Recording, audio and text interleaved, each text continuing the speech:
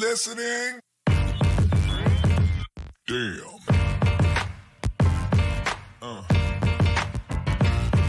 Yeah.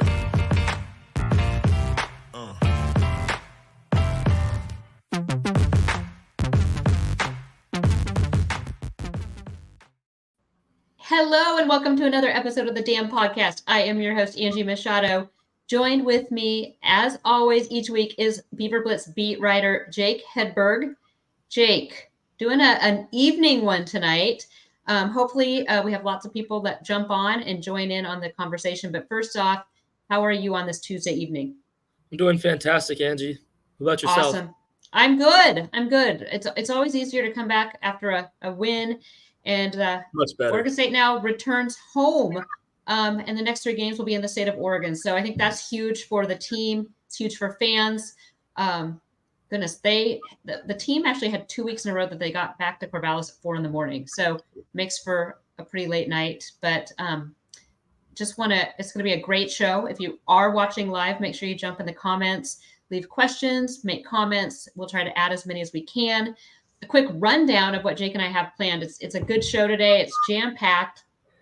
We're going to start with a breakdown of the win over Colorado, kind of what went well, what needs work, what we really liked. Again, a win is a win, so that's a huge positive.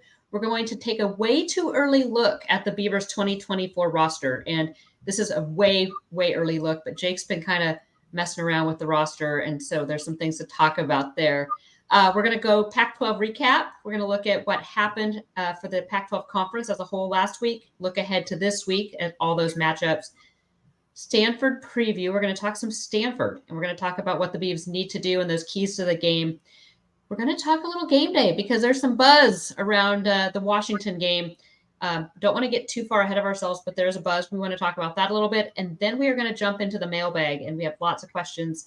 And again, if you have questions and you're watching live, go ahead and pop those in the chat. But first, let's start off with Colorado.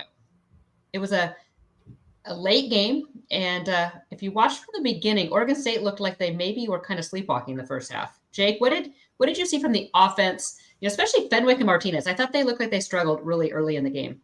Yeah, the first quarter really in particular looked almost lackadaisical. The running backs really didn't seem like they were running like we're used to them seeing. They had 2 fumbles in the first 4 or 5 drives of the game, which is really uncharacteristic, especially for, Damian. He's a guy who hasn't really fumbled a whole ton over his career, and to see him put a ball on the ground was a little concerning, but I feel like the running backs really bounced back. Deshaun Fenwick, he had a really nice touchdown grab at the very end of the second quarter, and then Dame had his best game of conference play. I think his first 100-yard game since week 3.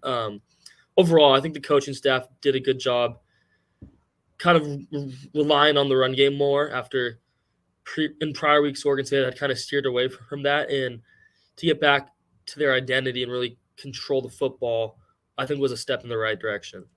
Agreed. I don't know how much of the first part of the game you saw, but Damian was getting brought down from behind, and it was kind of weird how he was being brought down. He was kind of just being brought down on his knees. Did you see that?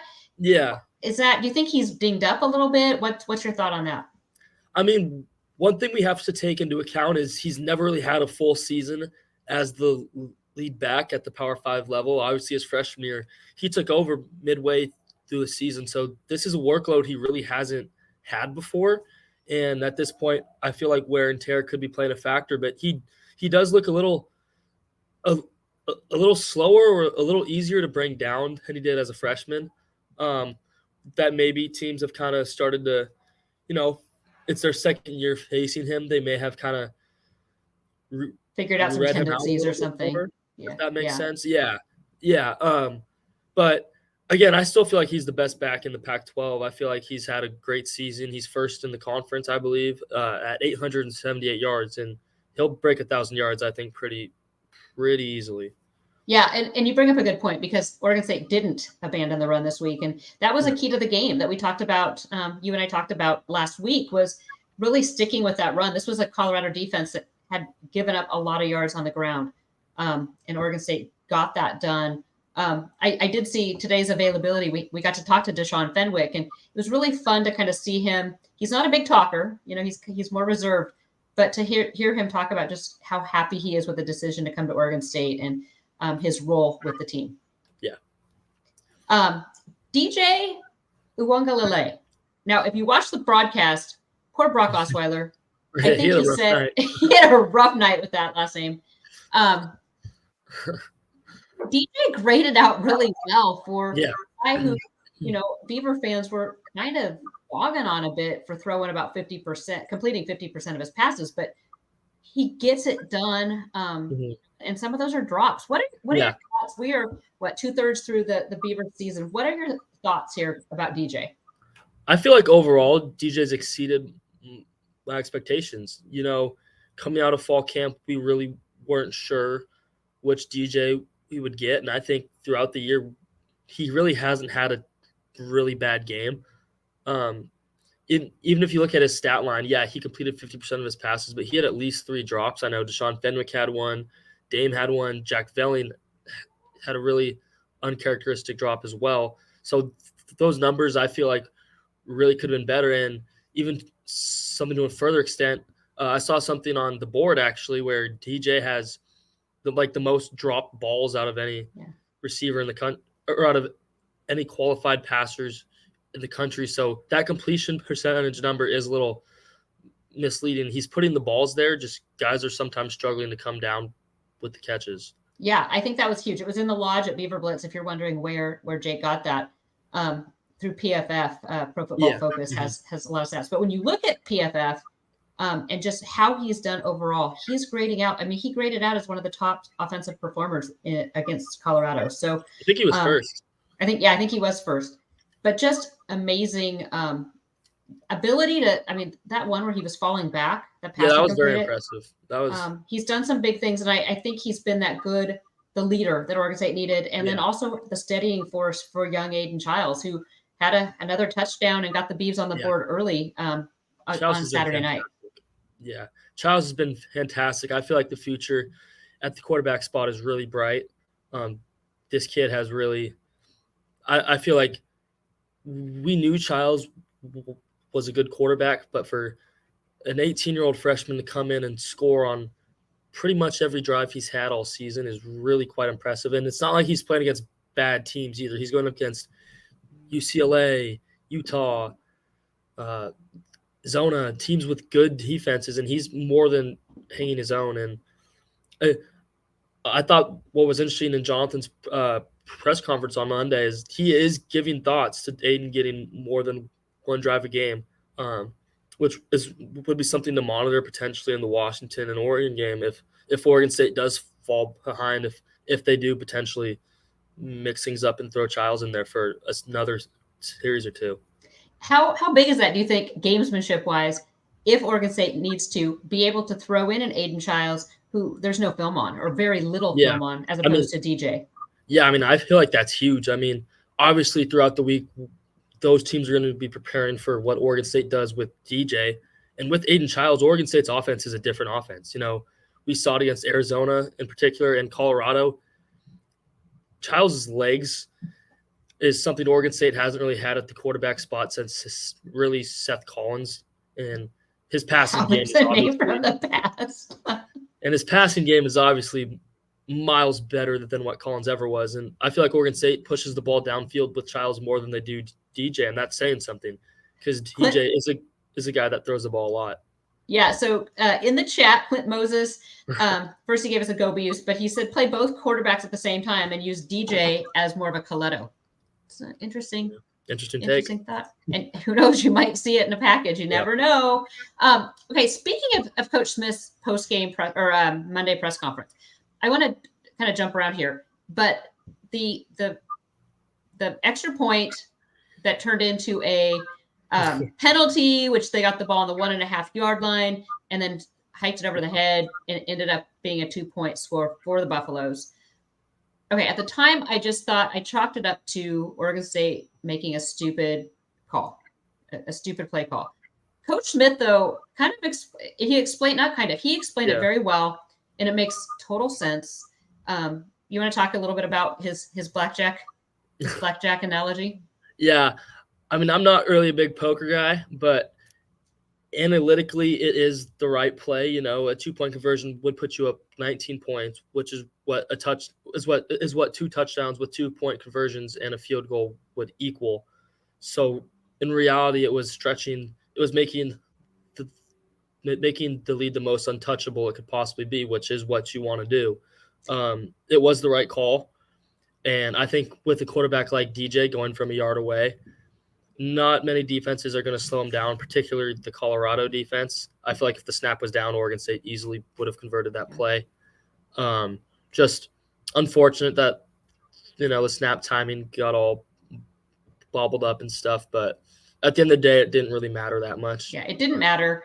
And so Jake kind of took the analytical approach. But what Coach Smith said is, you get the ball on the 1.5 yard line, DJ's going in. I mean, that's almost guaranteed money. But he brought it into a blackjack scenario. So any blackjack fans? I've played my share of blackjack. I guess, Jake, you're young. You haven't even been to Vegas yet. So Nope. Say I get 11 and the dealer's showing 6.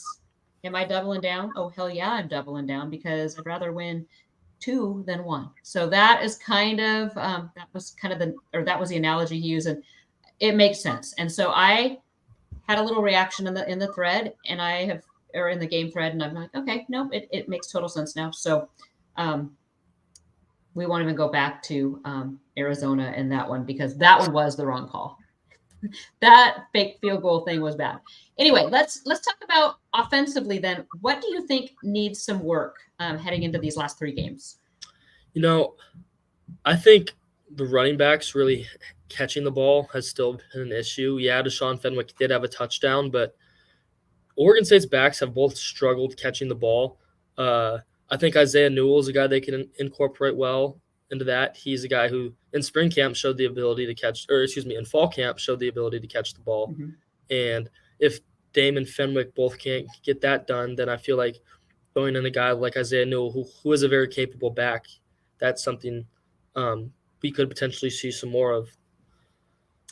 Let's move over to the defense, because defensively, it was the first 3 quarters were probably Oregon State's best defensive performance yet. Still missed some tackles, so that's still an issue. In your opinion, what went well for Oregon State? I thought the front 7 played fantastic. Anytime you can hold an opponent to negative rushing yards, that's huge. It's the first time Oregon State had done that since in 13 or 14, 15 years, something like that. I think 2007 or 2008. Anyways, that was just huge. I thought Trent Bray did a great job. The pass rush, I thought guys like Chatfield had a fantastic game. 3 sacks, the most by an individual player since Hamilcar Rashed in almost 5 years. Yeah. And then I thought another thing that got kind of overlooked is Sione Alohea's performance. He didn't really show up much in the box score, but he had 8 quarterback pressures. He was all over the backfield, and he really forced Sanders into making some bad choices. Again, I thought the secondary held their own for most of the game. I feel like those guys got kind of tired towards the end of the game. Both Ryan Cooper and Thomas didn't really practice a whole ton. That is an explanation for why the tackling may have been so poor in the fourth quarter. But overall, as a whole, I thought the defense had a really solid day. Still would like tackling to get touched up upon. That the tackling numbers at this point in the season aren't where they should be, and they need to get that fixed before Washington comes to town in 2 weeks. Yeah. This is a good game with Stanford coming to town. I don't know. I mean, again, this isn't on our rundown that we were going to talk about, but Chatfield would have had even more sacks if the referees would have actually called holding. I mean, when it was as blatant as it was the guys, Rawls. Yeah, there was one in particular. It was Rawls, I think. It was Rawls that got held completely. It was in the first half. Yeah, it was in the first half. There was one play in particular. At this point, I was watching him with a few friends, and we were all like, how is that not holding? It was right in front of the referee. He was holding them all like that, yeah. too. It was, was there one holding call called on Colorado? I think so. But they held a lot. But some of them, there were at least 3 that were blatant. And when I can see them on TV, and they're happening right in front of the referee. It was, in my opinion, that was a little concerning. And I know people in the game thread were a little frustrated that Coach Smith wasn't maybe doing more on the sideline to draw attention to that.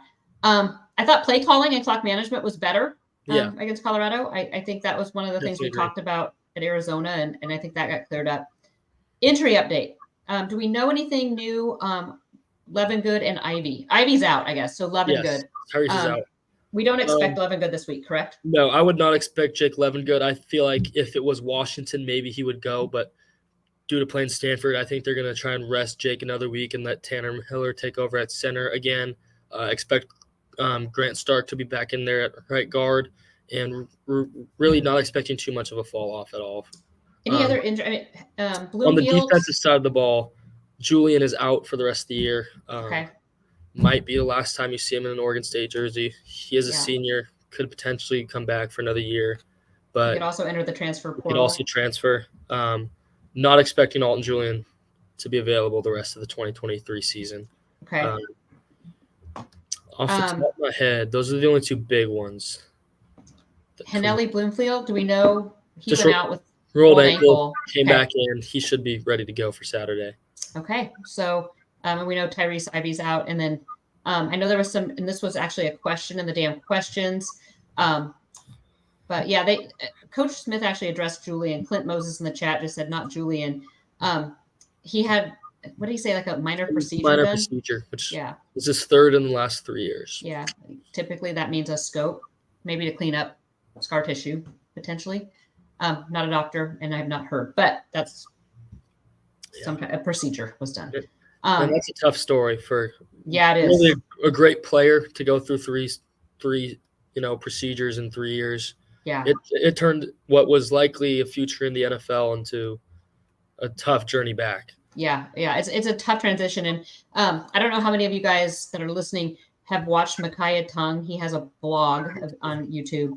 And it was always kind of his journey as a football player and practice. And then now he's actually transitioning it to his rehab. And he has a long road ahead of him because he's had his meniscus and I believe patella tendon repaired. So he had a surgery done right after, like the Sunday after the injury. Now he's finally starting to kind of rehab that. The video I saw today, he was just excited that he actually got to walk with a brace and not crutches.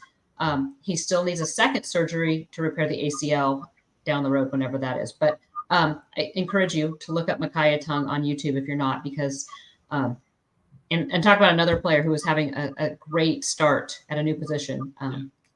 But that's, that's part of football, and it stinks, but that's what it is. Okay. Anything else about Colorado that you want to touch on? No, overall, I thought it was a solid win. I feel like the score wasn't as close as I feel like the score was closer than the game actually was. There was really never any doubt after the first quarter, the first half, that Oregon State was in control. Yeah, even though Oregon State maybe struggled to put points on the board. Yeah. It was never there was never that nail biting question in doubt. Okay, let's change gears here and talk a way too early look at the 2024 roster. So, Jake, I know you have nothing to do besides write stories for Beaver Blitz and do schoolwork, but you texted me today and said, "Hey, I've been fiddling around with the roster, and Oregon State's going to need to hit the portal hard." Yeah. Tell me what your kind of early kind of look here has turned up. Yeah, so this afternoon I had a break between offensive press conferences and class. I probably should have been studying, but thought I should take a look at the 2024 roster. And really, this is what we call procrastination, Jake. Yeah, big time procrastination. And what stood out to me was really a lack of depth. Particularly in the trenches. Oregon State offensively is going to lose. I would anticipate 4 starters from the offensive line. Jake Levengood, Henele Bloomfield are gone.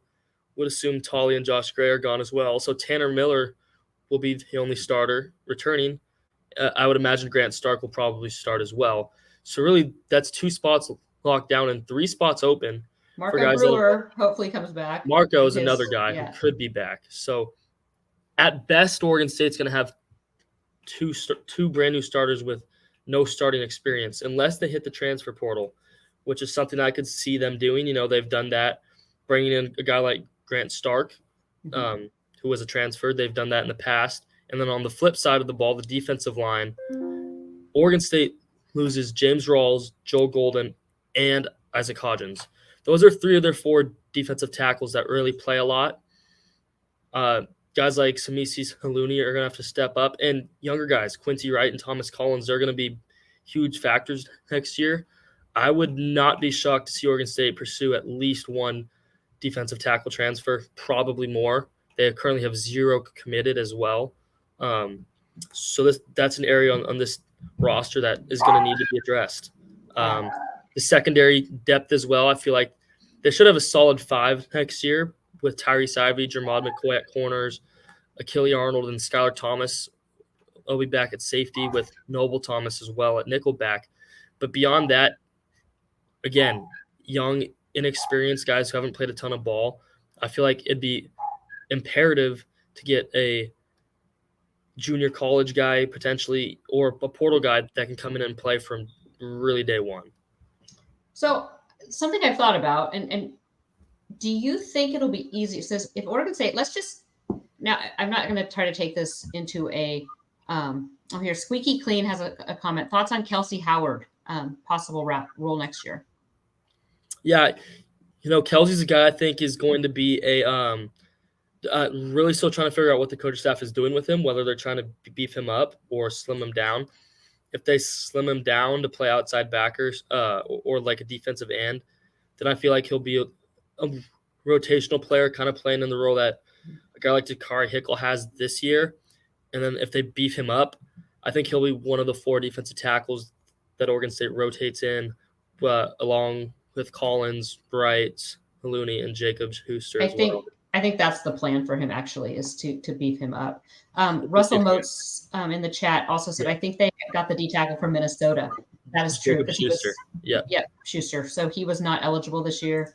But, okay, something that I was thinking about the other day is, so let's just say Oregon State's conference home is in flux next year in 2024, and they're doing it with the Pac-2.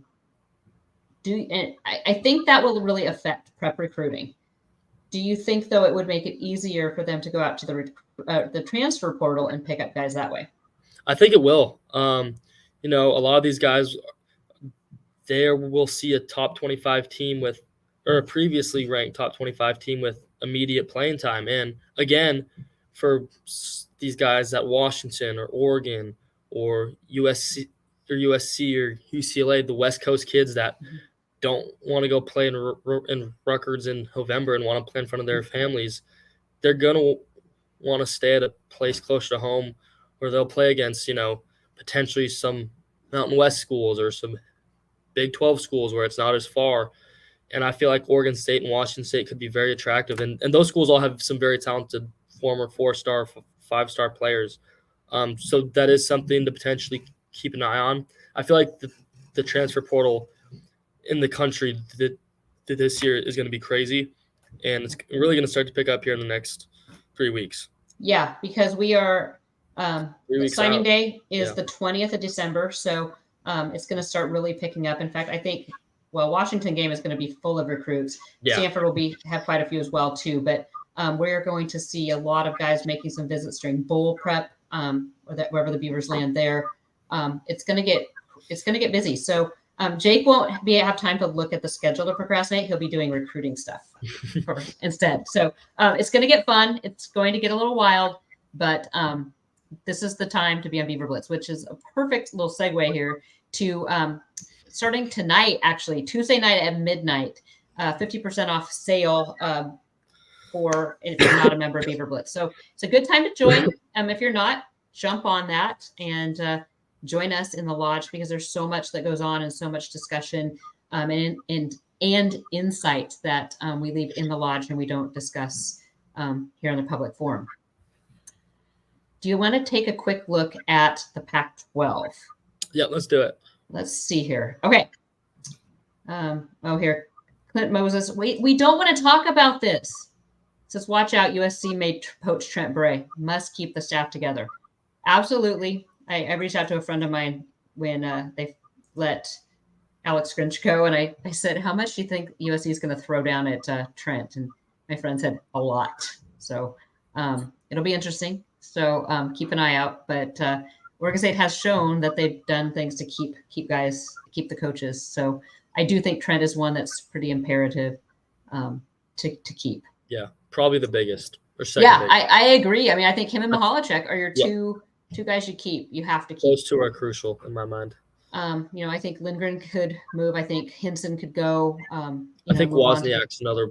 Yeah, I think Hose Woz too. I think Woz is one of the more underrated recruiters. I feel like he does a great job. And I do expect, the secondary guys. I do think Coach Blue may eventually want to get back to Florida. I could see Anthony Perkins wanting to do some different things, but I think if you can kind of keep that core group, and I think Lindgren's not as big of a loss if he was to ever move somewhere because Coach Smith is an offensive guy too. So keeping Coach Bray, I think, is so big for continuity and just what he's gotten in a year and a half or 2 years now, I guess almost. Yeah. Okay, so the week that was, Oregon State took care of business 26-19 over Colorado. ASU got annihilated by Utah, 55-3. Cal was playing Oregon. They played them tough for the first quarter or so. Yep.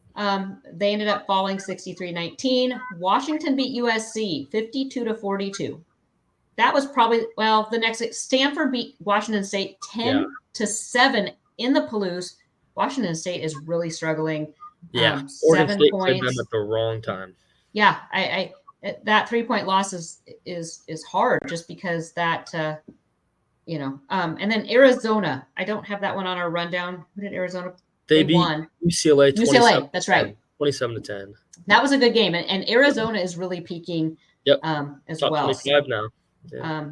A well-coached team, and similar in my mind, a little similar to Oregon State, and that was a complete rebuild for them. Yeah, they found their QB for sure. They did. Fafita's looking great. Okay, the week that will be, obviously Stanford is playing at number 12 OSU. The Beavs are 21-point favorites. Do you think the Beavs can win by 21? Yeah. Okay. Based off, we'll touch some more on this. Yeah, we'll touch some more. But yes. Arizona goes to play Colorado. The Wildcats are a 10.5-point favorite. I think they take care Arizona. of business there. Agreed. Utah at Washington. That's a big one. Washington is a 9.5-point favorite. I like Washington to cover that. How much do you think Utah beats Washington up this week? I feel like physically in the trenches, Utah has an advantage. Washington's just too talented. I do feel like Washington could get dinged up playing against arguably the most physical team in the Pac-12. I put Utah up in the top 2 or 3 for sure. I think Washington is going to cover this game. One thing I've noticed is playing their best teams, Washington runs the ball a lot. Their running back Johnson, his 3 best games all year have been against their 3 ranked opponents, Washington or Oregon, and then last week against SC, and then I believe Arizona as well. His 3 best games. So they do kind of even things out, turn from a more one-dimensional to two-dimensional team in those tighter games, which is interesting because you'd think they'd rely more on Penix because he's Michael Penix. Yeah, but, again, Washington, I don't feel like has played a defense as good as Utah yet this year.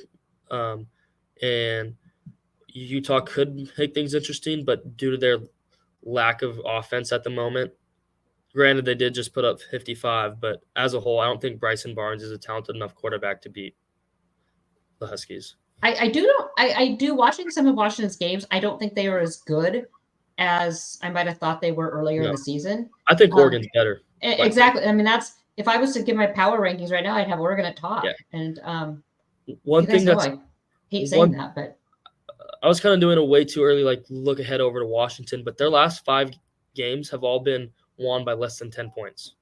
Interesting. Yeah, I think that Washington game is going to be interesting in Corvallis. Yeah. And 2 of those teams were Stanford and Arizona State, who are in the bottom 4 teams in the Pac-12. Yeah. I mean, they've struggled. I mean, it hasn't been easy for them. ASU goes down to UCLA, where UCLA is 17-point favorites. Washington State is at Cal. That's almost a toss-up. Cal's a 1.5-point favorite, which I surprises like me. Cal at this I point. do too. quite I frankly. think Cal wins. Cougs, like I said, just have been struggling way too much. Yeah. Or And then I feel like if Oregon State switched Washington State and Arizona in their schedule, I think Oregon State beats Arizona if Jaden Delores is their quarterback. And I think Oregon State beats Washington State if they played them on October Right now. 28th instead of September 23rd. I completely agree. And that just it still baffles me how Oregon State has 2 losses by a total of 6 points. And then the other kind of the primetime game of the week is USC at Oregon, where Oregon is a 15.5-point favorite. I think Oregon wins by more. I do too. It'll be interesting to see how SC does now that they finally, after I've been calling for it for, I want to say 4 pods in a row, Grinch is gone. But I still think offensively Oregon is too talented with really a very balanced offense. I feel like Bo Nix, like him or hate him, is truly in the top 3 right now for the Heisman Trophy. And then they have arguably the best running back in the Pac-12 as well. I feel like Oregon is the best team and the most complete team in the Pac-12 at the moment. And if I had to pick a Pac-12 champion right now, it would be Oregon. Do you think Oregon's defense is that good, though?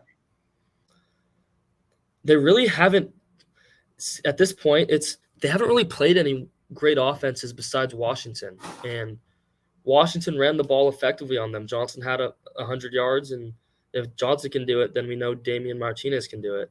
Yeah. So it'll be interesting to see how they do against Caleb Williams, because they did have their issues against Michael Penix, but facing Williams, who's even better, it could give them some troubles. But overall, I just think Oregon's offense is too talented. Yeah, they do. I mean, USC, though, that's going to be a fun game, I think. It's going to be an offensive battle because USC has such amazing skill players, especially at receiver. That's the 7 o'clock game, right, on Fox? Is it 7 or 4:30? I feel like it's 7. Is it 7? Okay, hang on. I'm going to pull it up really, really quick. Actually, this is a great time. We're going to take a quick break for the podcast side, and Jake and I'll be right back in just a second.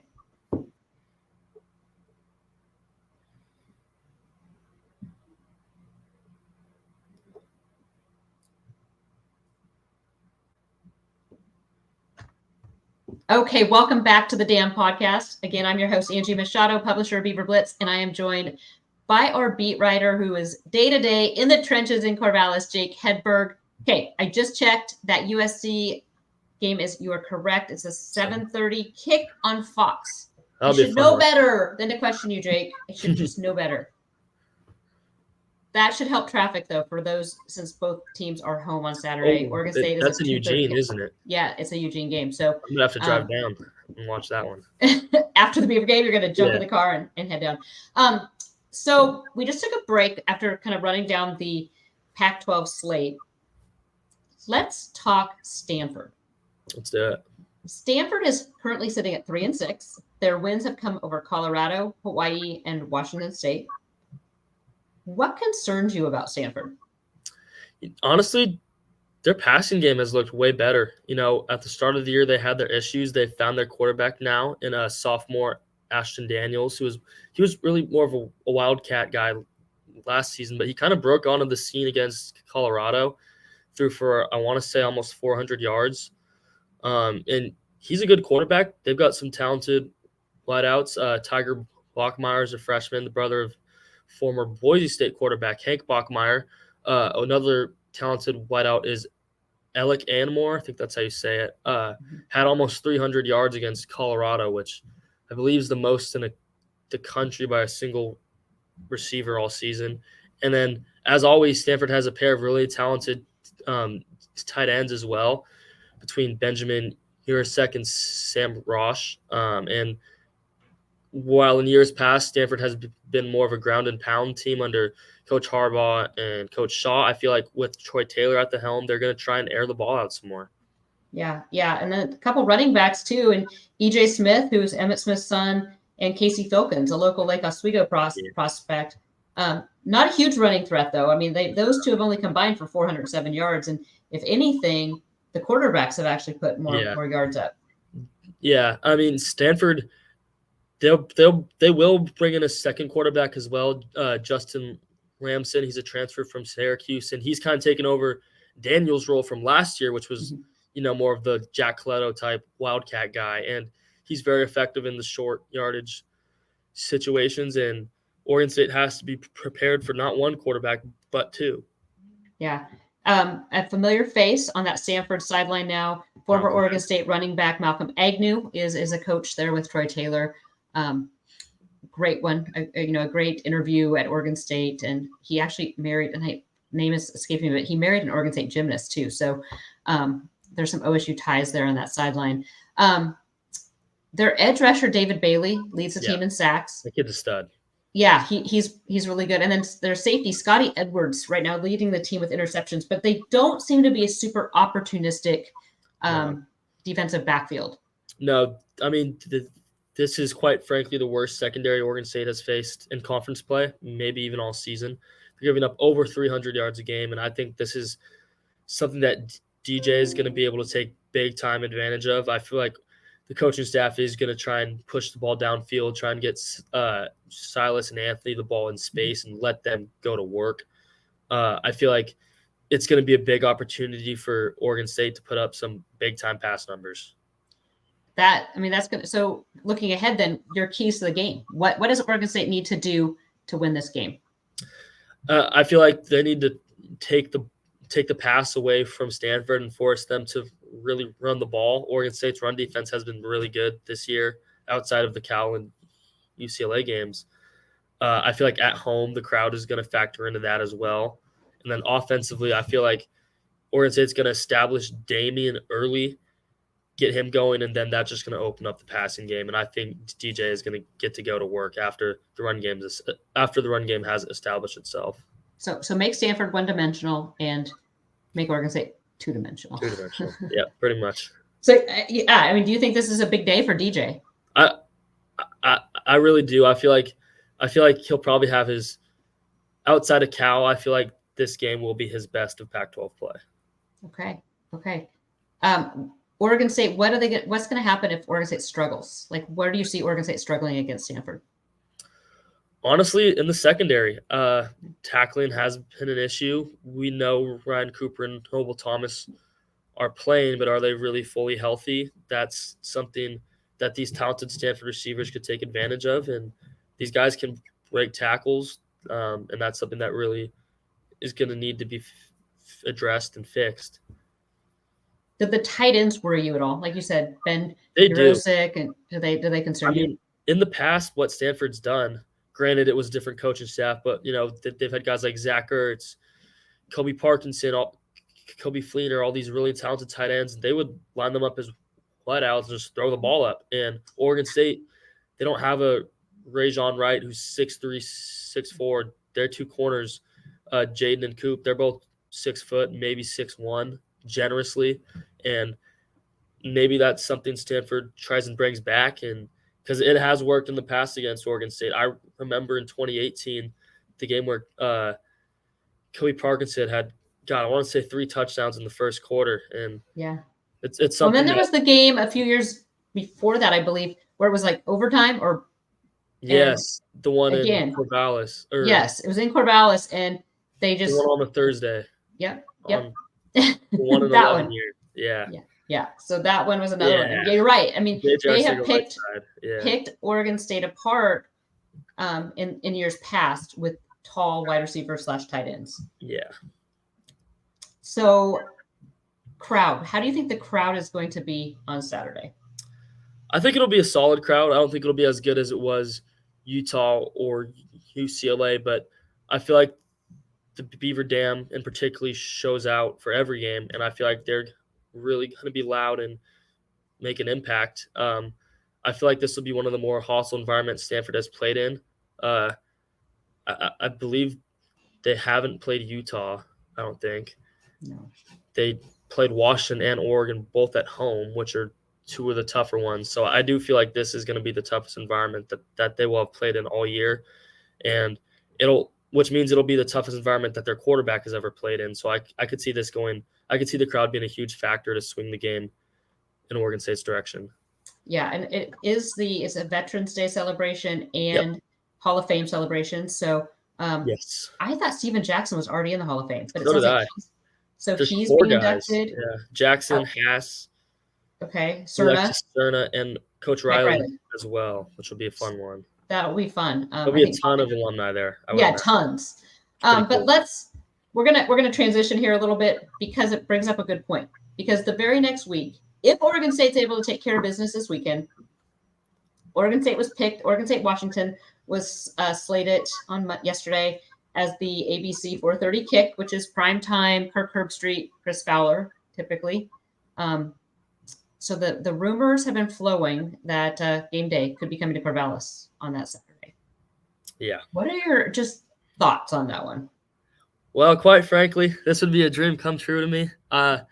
I've grown up watching College Game Day every day or every Saturday in the fall for as long as I could ever remember. I've never been before, and for it to happen while I'm in college alone would be incredible. I feel like ESPN, they haven't brought College Game Day here since 2010. It's been 13 years. I feel like it's long overdue. And I feel like Oregon State would be one of the best environments they've done it in.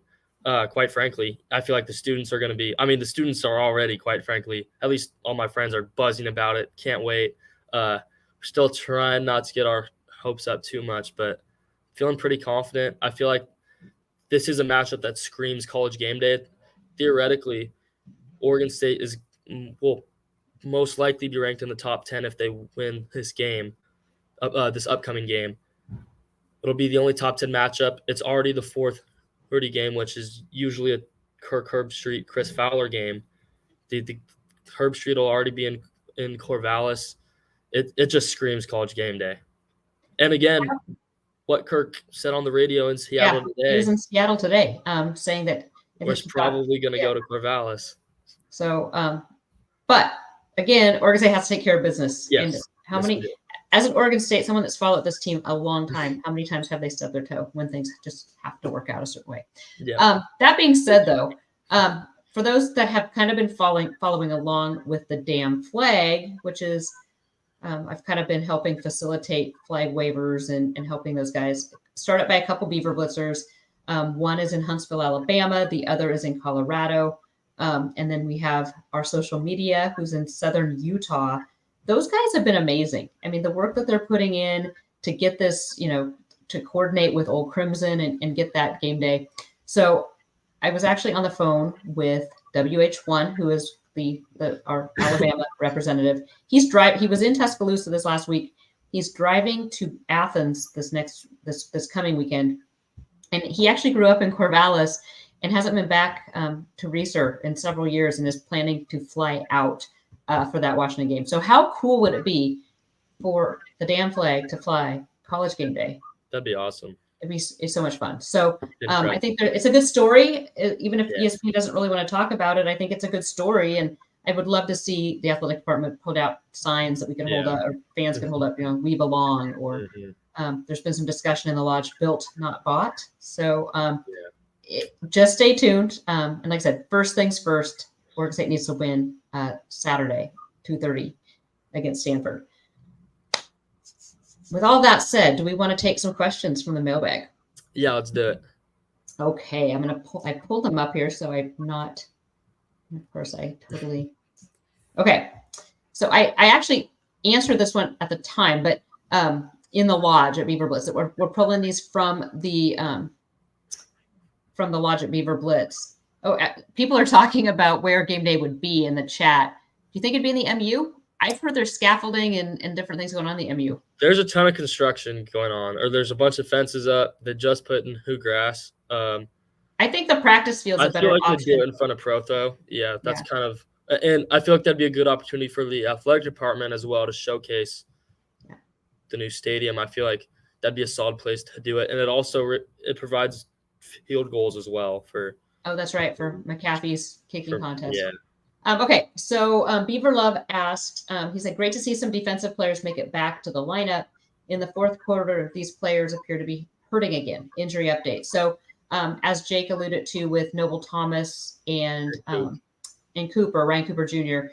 Really, it was more the fact they hadn't played in 3 or 4 weeks, were not quite in game shape, and then couple that with the altitude. They needed to come out. They were exhausted. So they're fine. We're expecting them to play Saturday. Let's see. Any update on the research speakers from EBS 238? I have not heard. Have you seen any work going on? I have not, and I'm over in that area usually at least once a day, and I haven't seen anything. Yeah, Sarah, when she was on a month or two ago, had mentioned they were hoping for the Washington game, but that might be wishful thinking at this point. We will check with Sarah, though, and see if there is an update there. Let's see. There's some talk about Shedeur Sanders and getting pumped full of pain medicine. How can we win at least 2 of the next 3 games if Oregon State is rated at the bottom of conference in tackling? Yeah, I mean, Oregon State's tackling is an issue. They are going to be playing some really good skill players, particularly against Washington and Oregon. But I think one thing Oregon State has going for them is home field advantage. I feel like that cannot be overstated. At this point, it's not a coincidence that Oregon State's won 15 of their last 16 games at home. This team feeds off the energy that really the student section and the whole fan base provides. And I feel like that's going to be a huge factor that a lot of people are going to overlook. Yeah, the home crowd, looking at this game, looking at the whole schedule, I think anytime you see a team playing at Reser, it's a good thing for Oregon State. The Beavers seem to play so much better at home than they do on the road. Most teams do, but it seems really the case for Oregon State. Beaver Jim says, Angie, when you were on Canzana's radio show in late summer, you were pretty pessimistic about the Beavs' future if they didn't get into a Power 4 conference.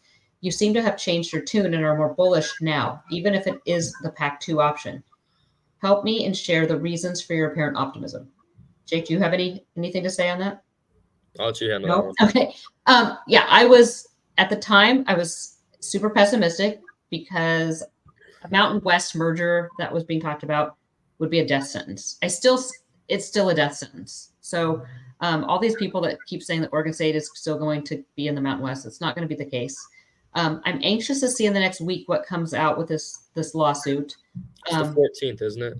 It's the 14th, so a week from today. There's been some things out there, some smoke and mirrors, I think, by the Traitorous 10, trying to say, well, Oregon State wants to keep everything from this year. I don't think Oregon State and Washington State are trying to keep this year's earnings. They're trying to control the future earnings. 24 and 25. And try to get clarity on that they haven't been able to get.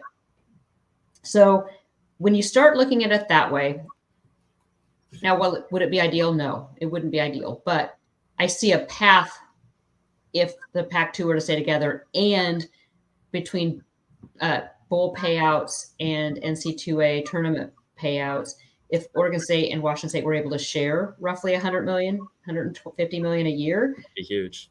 I see a path that Oregon State could then, and Washington State could be a Power 2 or a Pac-2 for 2 years. Schedule. And if you're not in the lodge, get your membership now, save 50% and get in the lodge, because Adam Nicholson, one of our former beat writers, him and his family had COVID. And he said during his COVID stint, he started digging, and it kind of got to be this hole that he just started kind of this whole endless stream. And he basically has put together workable schedules for both Washington State and Oregon State, and then kind of an outline of a whole, we laughed about it that it might be COVID induced, but it makes some sense. It's how you schedule. And he actually lays out the teams that would work based on their current schedules. It makes sense. Oregon State could schedule. And quite frankly, it's not terrible. It's not terrible. And then it's a relegation model. So basically you take a big chunk of teams, you merge with, you kind of pick and choose your teams, and there's a relegation aspect to it as well. It's very different, outside the box thinking, but if you're not in Beaver Blitz, get in there now, because it really is, it's a discussion leading and thought provoking. So I will say that. Now, do I still think there's a shot Oregon State lands in the Big 10 or the Big 12? Yes, I do. I think Oregon State can't and Washington State can't say anything right now because they need to find out their financial situation. Because if there's some way that they can get money and then go to a conference and pay their own way, then that makes sense as well. So I am not as pessimistic as I was. And I think part of it is just kind of the tiredness of it. You know, you can sit around and talk about all the what ifs, and but at the end of the day, we're not going to change it. So I think if College Game Day comes to Corvallis, I think the best thing that can happen, I think it's huge, one, just to show the college football world and landscape, but I think fans need to show up. They need to be loud, not obnoxious, but supportive, and really get that point across that we belong. You know, we do belong in a Power 5 conference. Let's see. Rip City in the comments just says, a year or two stall Pac-2 option wouldn't be the worst. If you can eventually get into a Power 4, maybe 04, 05, or 2024 and 2025. That's kind of what I'm saying. I think if you can somehow stall and pay the bills for those 2 years and still have think about this. We're just talking about recruiting and going after transfer portal guys. If Oregon State and Washington State are a Power Pac-2 and have an auto bid to the CFP, who of these transfer portal guys are not going to want to go to Oregon State and Washington State? It's going to make that side of recruiting that much easier. Mm-hmm. A lot of unknowns, though, so it's a lot of speculation, but I'm not as pessimistic right now. Reeser Beeve 23 says, flash ahead to September 24. Which conference is Oregon State in? What do you think, Jake? Next football season? I would think it'll be at this point, I think it'll be a Pac-2. Pac-2? I think it will be Oregon State and Washington State playing a predominantly independent schedule, catching games here and there. I feel like to play some games against Mountain West schools, some Big 12 schools, potentially even like a Notre Dame or some ACC schools as well. It makes the most sense right now out of all their options, and quite frankly, the most realistic, I think, as well. And I agree, because again, like we were just going to talk about, another little thing down this rabbit hole is the ACC is most likely going to collapse here in the next year or two as well. So yeah, don't be shocked if Clemson and FSU, Carolina, and Duke all jump ship. I feel like those 4 schools in particular are ones to watch for, whether to the SEC or the Big Ten. I feel like the SEC is more realistic. I don't think the SEC has done its 16 teams either. I feel like they can add Clemson and FSU, 2 great football programs, and then Carolina and Duke, who both have top 25 football teams, as well as arguably the 2 biggest brand names in college basketball as well. I do feel like this whole thing is not done, and it won't be done for another year or two. Yeah, and so I think that is another benefit of waiting. If you can wait it out. If Oregon State and Washington State are able to secure enough money through this, I think there's ways of streaming. There will be ways of getting games picked up on TV that they will make it financially doable. And then in 2 years, the landscape could change immensely. And then you already have a conference in play, and you become kind of you start grabbing teams that you can. What does it mean that OSU extended Barnes and Jonathan at a high pay? Does it mean OSU feels they're going to be okay financially with contract extensions? I feel like it does. I mean, they wouldn't be making these promises if they felt like they couldn't keep them. And they're making these extensions for big money. Money has to come from somewhere. So I feel like the athletics department is confident that they will find a home or be in the Pac-2 and have a decent enough amount of money to be able to afford to pay the bills. Mm-hmm. Ben Esch, what are your colleagues affiliated with other teams and markets saying about the Pac-2 situation? Do they truly care? Are they shrugging it off? Or do the schools they are affiliated with care? Business is business, everyone for themselves attitude. What is said publicly and then what is said privately? Honestly, everybody that I've talked to at other schools has kind of just been, it sucks for you guys, but it's kind of every man for themselves and moving forward. I think they feel bad, but again, something nobody had control over necessarily. So, what I did find interesting was we were talking about just how, fans in the lodge or those of you listening on the podcast are really invested in Oregon State. You're diehard fans, and you've been following this realignment and what it means. I had to laugh because when Washington and Oregon released their schedule for next year, how many fans in the comments were like just completely stunned that there was no Civil War or Apple Cup. Like, and in my head, I'm thinking, have you been living under a rock? Yeah. But I also had to like step back and be like, okay, just because I talk about this every single day doesn't mean general fan is. Okay, Mr. G. Gray, more likely to be seen in Corvallis in the next decade. Chad Ochocinco Johnson as the game day guest picker, or the Zeros playing in a Civil War football game? I feel like Chad Johnson is much more likely. It'll be interesting to see if game day does come, who they do go after. I feel like there's a handful of people between Chad Johnson, obviously. I feel like Adley Rutschman. I feel like Jade Carey would be a cool one as well. Yeah. Celebrity-wise, not really a whole ton. You could get Gary Payton, another former athlete, a bigger name nationally. It's the one like knock on Oregon State is there's really not a whole lot of big name famous alumni that that care about sports at least. I mean, I think Adley would be good just because he's relevant right now, and a lot of people know him, and he's in town. I mean, he's an Oregon kid. He's around. So my pick would be Rutschman. Rutschman would be great. Do you think Gary Payton would be fun? I feel like he would be a funny one. Although game day's kind of gotten weird with their guest pickers. Like, yeah, I mean, I could see them bringing in someone who's not affiliated. Yeah. Like, I don't know, or a Washington guy even they could bring. I don't know. Do you know what I would love to see? And we've talked about this kind of on the message board, but I would love for this Washington game, the last Pac-12, if you will, game at Research Stadium. I would love it, especially being a 4:30 Kirk Herbstreit, big, huge game that it is. I would love to see Oregon State be able to bring back so many of their old, have Steven Jackson on the sideline, have Gary Payton there, have just a ton of guys. I would be hard to get like a Hecker or Brandon Cooks, but get those guys. James. James. I mean, Marcus there's so Wheaton. so many names. Yeah, I mean Marcus Wheaton. There's so many that they could get. Ken Simonton was at Colorado last week. Yeah, there's a whole crew of them. Evans and Bernard. Anyway, I just think that would be a really cool kind of solidarity. And then the guys, let's say Brandon Cooks or Johnny Hecker, Jordan Poyer have games, get them giving statements and put them up on the Jumbotron, I would love to see. I would love to see maybe the Fiesta Bowl jerseys. I bet you they go the all orange again. All orange, okay.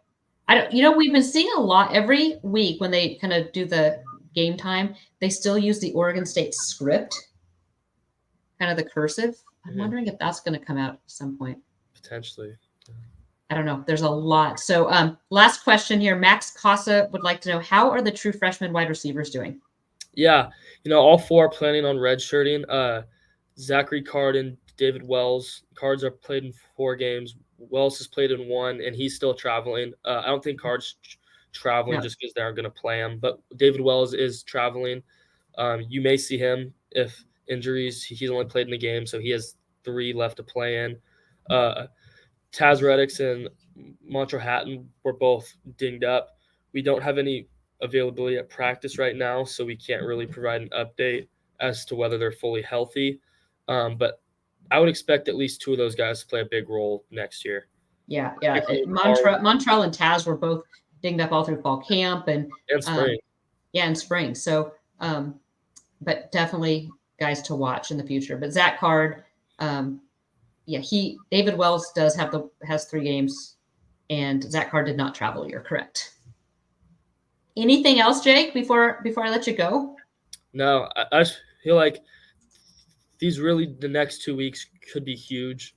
There could be some hype that really hasn't been around the Oregon State program arguably since 2000. So I feel like it's a great time to be, in Corvallis around the town, and it's just a great time to be involved with Oregon State athletics.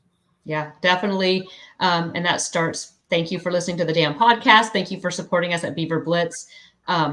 It's been fun to see new members joining us, and the conversations in the lodge have been really, really good and lots of insight. We have former players, we have parents, lots of insight being posted in the lodge. So thank you for all of you making Jake and my job easier and even better. Jake, you're killing it, your first football season. Yeah. And it's been fun. We will be back next week, though, for another episode of the Damn Podcast. And hopefully, we should have a special guest joining us next week. Yes, hopefully we'll have a special guest. A player is going to join us. And hopefully we can be talking about a big game with Washington coming on the horizon. So stick with us, and we'll be back next week for another episode of the Damn.